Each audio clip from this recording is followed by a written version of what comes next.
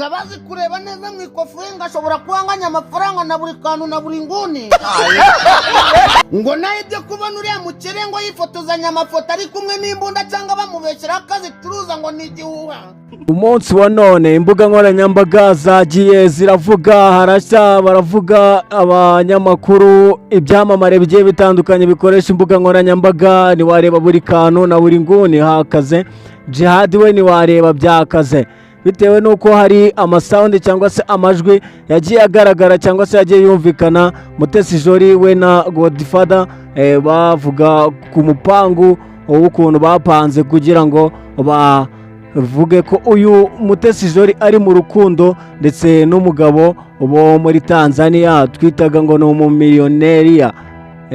Bavuga umumiliyoneriya n'umumiliyoneriya hafi aho ngaho, afite ibiceri bya danje, ibiceri byinshi kandi akaba acuruza intwaro. Ibi ngibi rero byari umupangu wa Mutesi Jolly kugira ngo atwike, kugira ngo akomeze atinwe akanga abantu.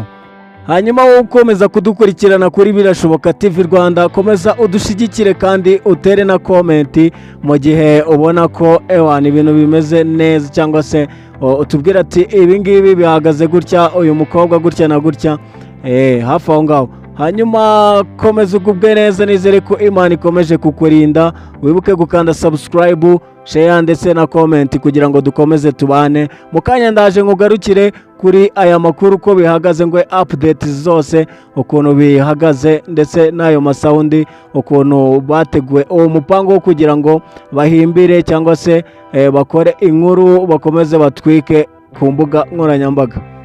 Hanyuma muzi ko hari inkuru imaze igihe iri kuvugwa ya Mutesi Jolly, nta yindi nkuru iri kuvugwa cyane usibye ya Mutesi Jolly, ivuga ko uyu Mutesi Jolly akundana cyangwa se ari mu rukundo hamwe n'umugwizatunga. Ibi ngibi rero hakaba hari amakuru avuga ko Mutesi Jolly ashobora kuba ari agatwiko yari arimo, bitewe n'uko hari amajwi yumvikanye cyangwa se yagaragaye Mutesi Jolly ategura uyu mupango kugira ngo uyu mugabo bamuhimbire, ndetse we na Godfather niwe bafatanyije kugira ngo bategure uyu mugambi wo kugira ngo bavuge ngo uyu mugabo acuruza intwaro kandi ni n'umukire ufite amafaranga menshi cyane ahagije. Uyu Godfather yabwiwe na Mutesi Jolly kugira ngo ahimbe ko uriya mugabo acuruza intwaro kandi akundana n'uyu Mutesi Jolly. Mutesi Jolly yakomeje abwira Godfather ko yamukorera inkuru ivuga kuri uyu mukire ko acuruza intwaro kandi atazigemura muri Kenya gusa, ahubwo azigemura no mu Burusiya ndetse n'ahandi hagiye hatandukanye.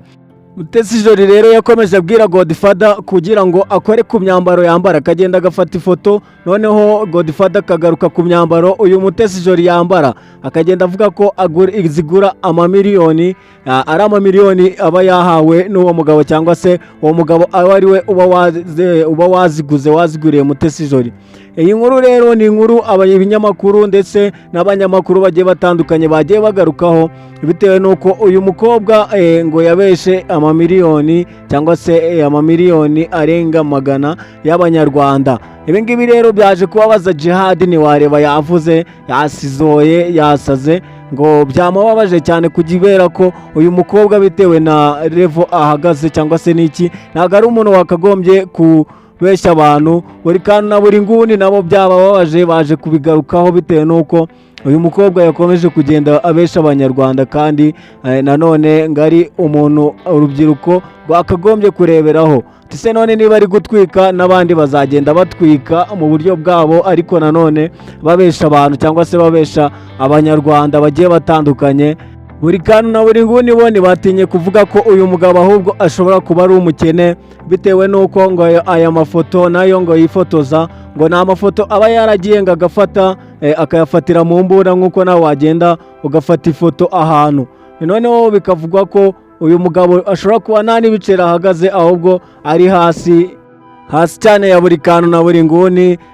Cyakoze ntawamenya, wasanga n'ubundi nk'uko yavuze ko bahakinze Instagram ye, wasanga n'ubundi aya majwi ashobora kuba ataraye za AI nazo zaraje. ntawamenya ukuntu bihagaze, wasanga n'ubundi nk'uko nkomeje kubivuga, cyangwa se nk'uko yabivuze nanone kuri za Instagram bamuhakinze. wasanga baramuhakinze nanone ugasanga ari amajwi bagiye bahuza kugira ngo nanone bakomeze nabo batwige. Gusa nanone icyo nakubwira cyo uyu mukobwa ni umuhanga nk'uko nabigarutseho, afite ubuhanga bwa danje, umuntu uziranye n'abantu bakomeye kuriya, ntabwo ari umuntu uba wiyoroheje, nakomeza twike. Hanyuma komeza ubane natwe ukanda subscribe, share ndetse na comment kugira ngo dukomeze tubane, kandi ndagushimira ko wowe ukomeza kutuba hafi utwereka ko turi kumwe. Komeza ubane natwe, ukomeze muri uwo muryo nk'uko nkunda kubivuga, tubane ngende ngohereza update zigiye zitandukanye. Ciao ciao, ngende Elos.